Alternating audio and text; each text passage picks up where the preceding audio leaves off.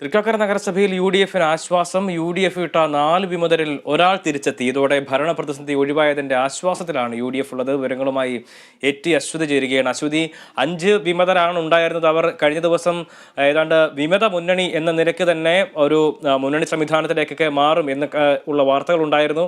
അതിനുശേഷം ഇപ്പോൾ ഇത്തരത്തിലൊരു മനമാറ്റം ഉണ്ടാകുന്ന സാഹചര്യം എങ്ങനെയാണ് ഉണ്ടായത്? ഈ അജിത തങ്കപ്പന്റെ രാജിയെ തുടർന്ന് തന്നെയാണോ ഈ ഒരു മനമാറ്റം? തീർച്ചയായും അജിത തങ്കപ്പനുമായി ബന്ധപ്പെട്ട് നേരത്തെ തന്നെ അജിത തങ്കപ്പൻ 27-ാം തീയതി വെക്കണമെന്നായിരുന്നു യു.ഡി.എഫിലെ മുൻധാരണ.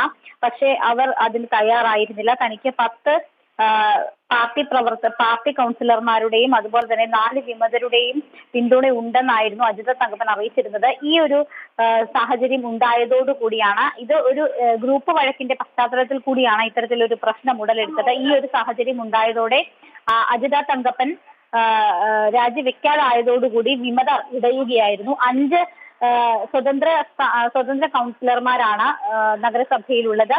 ഇതിൽ 4 പേർ യു.ഡി.എഫിന് നേരത്തെ തന്നെ പിന്തുണ നൽകിയിരുന്നു. ഈ 4 പേരുടെ പിന്തുണയോടുകൂടിയാണ് യു.ഡി.എഫ് നഗരസഭ പിടിച്ചെടുത്തത്. പക്ഷേ ഈ 4 വിമതരും ഒപ്പം തന്നെ വേറെ മറ്റൊരു സ്വതന്ത്ര സ്ഥാനാർത്ഥിയും സ്വതന്ത്ര കൗൺസിലറും ഇടത് ചേരിയിലേക്ക് പോകും എന്ന് അവർ വാർത്താ സമ്മേളനം വിളിച്ചറിയിക്കുകയായിരുന്നു. ഇതോടുകൂടി നഗരസഭയുടെ ഭരണം പ്രതിസന്ധിയിലാവുകയും ചെയ്തു. ഇതിനെ തുടർന്ന് ജില്ലാ കോൺഗ്രസ് നേതൃത്വത്തിന്റെ ഭാഗത്ത് നിന്ന് അജിത തങ്കപ്പനുമേൽ വലിയ സമ്മർദ്ദമുണ്ടായിരുന്നു.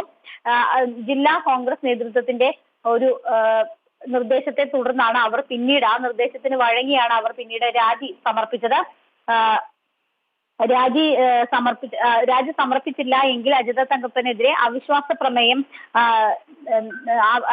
പ്രമേയ നോട്ടീസുമായി മുന്നോട്ട് നീങ്ങാനായിരുന്നു വിമത വിഭാഗത്തിന്റെയും അതുപോലെ തന്നെ LDFന്റെയും ഒരു തീരുമാനം. ഇതിന് മുൻപ് തന്നെ അജിത തങ്കപ്പൻ രാജി വെച്ച് ഈ പ്രതിസന്ധി ഒഴിവാക്കുകയായിരുന്നു. ഇപ്പോൾ 5 സ്വതന്ത്ര സ്ഥാനാർത്ഥികളിൽ ഈ വിമതരിൽ തന്നെ ഒരാൾ UDF ചേരിയിലേക്ക് എത്തിയിരിക്കുകയാണ്. ഇതോടുകൂടി ഈ പ്രതിസന്ധിക്ക് അയവ് വന്നിട്ടുണ്ട് എന്നാണ് മനസ്സിലാക്കുന്നത്. അതായത് ഒരു ഭരണമാറ്റം എന്നുള്ളത് ഇപ്പോൾ നിലവിൽ അങ്ങനെയാണെങ്കിൽ ഉണ്ടാകാനുള്ള സാധ്യതയില്ല.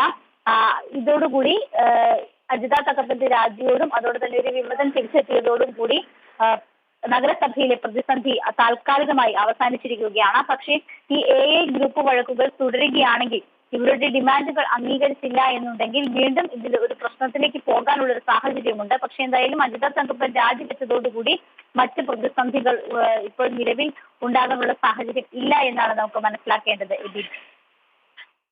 തൃക്കാക്കര നഗരസഭയിലെ പ്രതിസന്ധിയിൽ നിന്നും കോൺഗ്രസിന് നേരിയ ആശ്വാസം തന്നെ ഉണ്ടായിരുന്ന 5 വിമതരിൽ ഒരാൾ തിരിച്ചു വന്നിരിക്കുന്നു എന്നുള്ളതാണ്. UDFന് പിന്തുണ നൽകും. അതുകൊണ്ട് തന്നെ ഒരു ഭരണമാറ്റം അവിടെ ഉണ്ടാവാനുള്ള സാധ്യത ഇല്ല. കഴിഞ്ഞ ദിവസങ്ങളെല്ലാം തന്നെ ഇതുമായി ബന്ധപ്പെട്ട വലിയ രീതിയിലുള്ള ചർച്ചകളൊക്കെ തന്നെ തുടരുന്ന ഒരു സാഹചര്യം കൂടിയായിരുന്നു. വിശദാംശങ്ങൾ നൽകിയത് അശ്വതിയാണ് കൊച്ചിയിൽ നിന്ന്.